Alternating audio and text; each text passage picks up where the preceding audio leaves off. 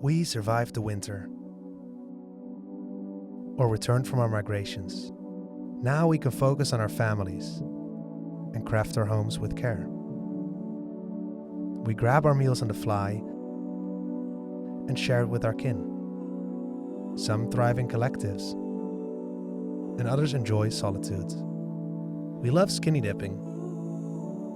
We dance, we flirt, we sing, we move at high speeds, or wake up slowly with the morning sun. We love feeling the wind on our face and the earth beneath our feet.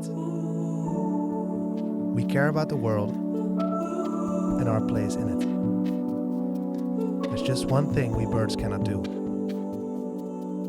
Birds can't vote, but you can.